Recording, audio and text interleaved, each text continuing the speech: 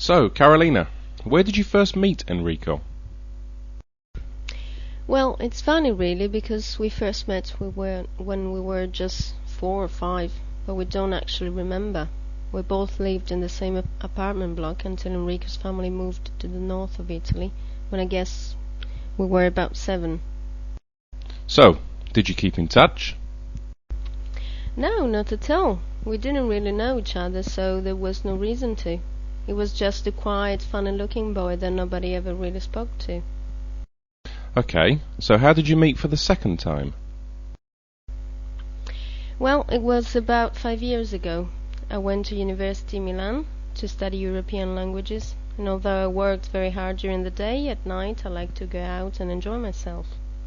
Anyway, one night I was in a salsa bar with some friends when I noticed at the next table this really good-looking guy who was sitting alone and chatting on his mobile. I didn't realize I was staring at him, but after what seemed like hours, he looked at me and gave me a real friendly smile. I felt really embarrassed. I don't know why. So I just looked away and I spoke to my friends. What happened then? Nothing. I felt a bit silly, so I tried to ignore him, but I just couldn't stop looking over at his table. Every time I did, he smiled. That gorgeous smile. For some reason, it seemed really familiar, but I didn't remember seeing him on any of my language courses, and I certainly didn't know anyone who lived in Milan.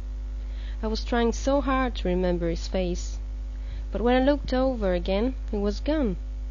Oh no, what did you do then? But then there he was, standing behind our table. I just sat there and looked at him like I was some kind of idiot. I didn't know what to say. Who spoke first? He did. What did he say? He said, "Hello, stranger. I haven't seen you since we moved away.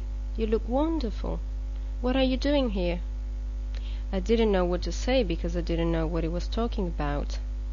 Then he explained about how we'd lived in the same apartment block, etc., etc. I just couldn't believe that he'd recognized me. But were you happy? Oh yeah, it was gorgeous. I just felt a bit bad that I hadn't remembered him, but that he'd remembered me.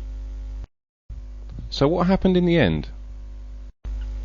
We swapped phone numbers, and he promised to call me the following week to go out for a pizza. It's not very original, I know, but I didn't care, to be honest. I just wanted to see him again. What in fact happened was that he called me the next morning and said that he couldn't wait a whole week to see me.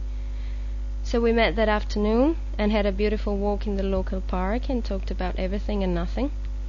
It was so romantic. That day we fell in love and have been happy ever since. Our daughter, Sabelle, was born 6 months ago and we're getting married next summer. Sabelle? Who chose that name? We both did.